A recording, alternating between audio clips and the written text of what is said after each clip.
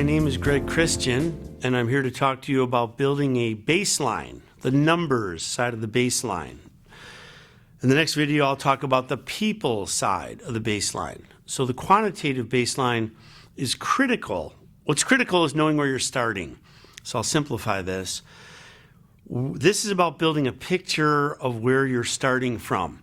People usually don't take enough time in building a really clear picture of the current reality, and they understand a couple pieces of where they're starting from, and then they go.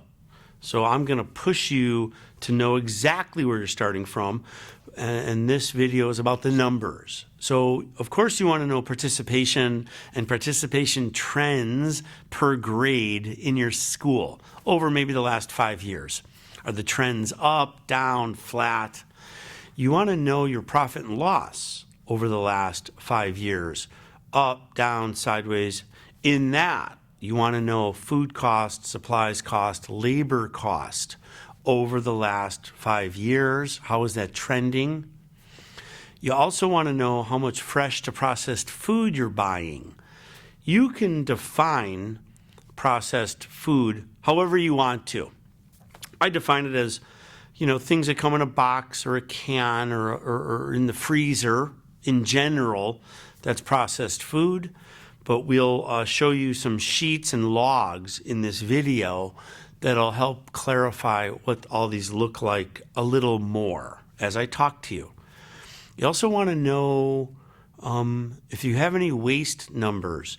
I like to measure waste in a bunch of waste streams front and back of the house on a scale. Most of you aren't doing that today. So at a minimum, how much waste do you have by volume?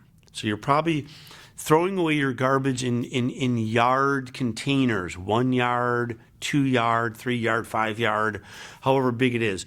And you probably have one for cardboard and one for everything else. Some of you are composting, that's fabulous. Some of you are recycling more than cardboard, fabulous. I want to know how much are you, if you know, is in your waste streams, and how are those trends? I also want to know specifically plate waste, if you're measuring waste in the dining room.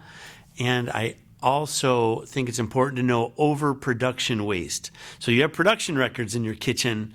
How much did you make and how much is left over after all the students, your customers, went through the line? So these are some of the baseline numbers that we need. In knowing where you're starting from, again, I'll simplify. If you want to lose weight but you don't know how much you weigh, it's kind of like, what are you doing, right? And a lot of people start these projects in schools. I call them dart throws. Like, we're going to start composting. We're going to buy local food. All great ideas, right? But you have to know where you're starting from. And the other piece is that it ends up being empowering if everyone, all the different stakeholders, so that's the students, cafeteria staff, the administration, the parents, the maintenance crew, the board members, the community, the farmers.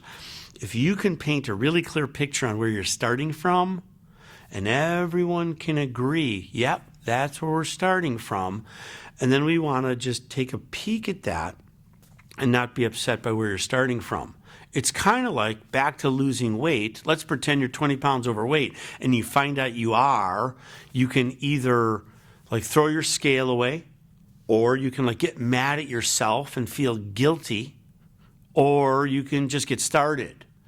So the baseline to me is a what's so. This is what's so, and here's where we're starting from. And then we're going to watch these numbers throughout the rollout, which I'll get into in the next video.